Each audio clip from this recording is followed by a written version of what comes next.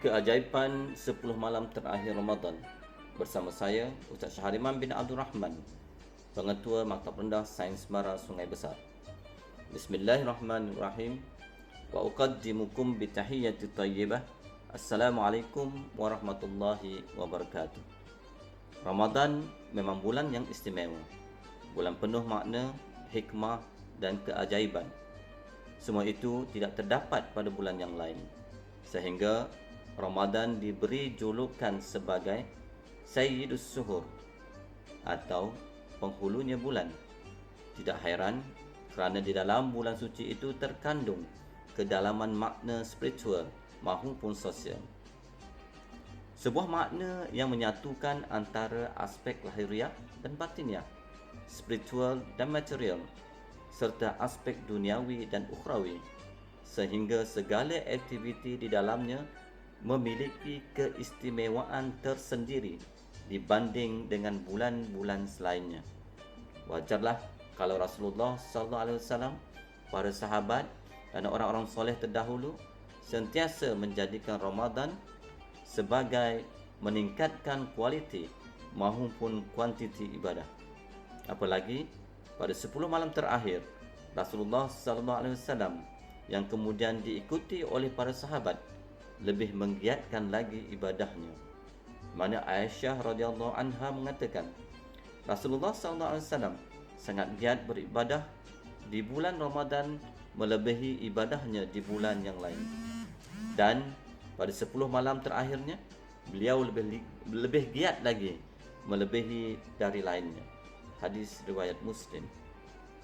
Keajaiban yang terdapat pada 10 malam terakhir bulan Ramadan telah banyak disebutkan di dalam Al-Quran maupun Sunnah. Di antaranya, pertama, terjadinya Lailatul Qadar yang merupakan malam diturunnya Al-Quran dan dicatatnya di Lauhul Mahfuz seluruh perkara yang akan terjadi di muka bumi pada tahun tersebut.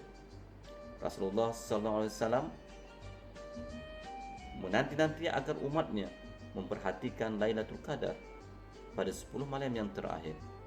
Beliau bersabda, yang maksudnya, carilah Lailatul Qadar pada tanggal ganjil di 10 malam terakhir, malam bulan Ramadan. Hadis riwayat Bukhari. Yang kedua, orang yang beribadah salat pada malam Lailatul Qadar, maka dosanya yang telah lalu akan diampun. Dan barang siapa yang berdiri, iaitu solat sunat pada malam Lailatul Qadar dengan penuh keimanan dan mengharapkan redha Allah, maka Allah mengampuni dosa-dosanya yang lalu. Hadis riwayat Ibnu Abi Dunya dalam Fadail Ramadan. Yang ketiga, segala kebaikan akan dilipat gandakan pahalanya.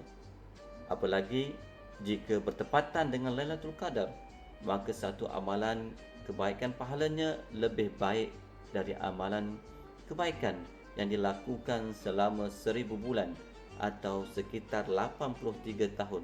Allah Subhanahu wa taala berfirman, Bismillahirrahmanirrahim. Lailatul Qadr khairum min alfi syahr. Malam kemuliaan Lailatul Qadar itu lebih baik dari 1000 bulan. Sayyid Tantawi dalam Al-Wasit menjelaskan Lailatul Qadar lebih utama dari 1000 bulan kerana saat itu diturunkan Al-Quran yang memberi petunjuk ke jalan yang lurus dan mengeluarkan manusia dari kegelapan menuju cahaya. Dan kerana ibadah pada malam itu lebih banyak pahalanya dan lebih besar keutamaannya dari ibadah berbulan-bulan tanpa Lailatul Qadar. Yang keempat, Allah tidak mentakdirkan selain keselamatan pada malam Lailatul Qadar itu, di mana hal ini tidak terjadi pada malam-malam lainnya yang terdapat keselamatan dan bencana. Pada malam itu pula, para malaikat menyampaikan ucapan selamat kepada orang-orang yang beriman sampai terbitnya fajar. Dan masih banyak lagi keajaiban lainnya yang menegaskan keutamaan dan kelebihan bulan Ramadan, khususnya pada 10 malam terakhir.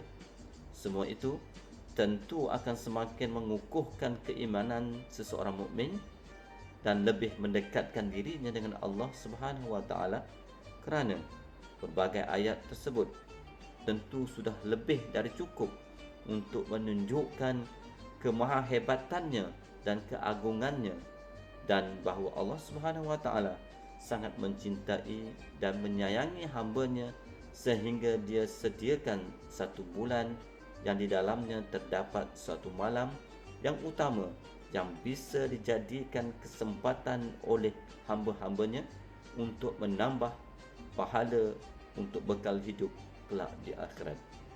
InsyaAllah bersambung di siri akan datang. Sekian, terima kasih. Assalamualaikum warahmatullahi wabarakatuh.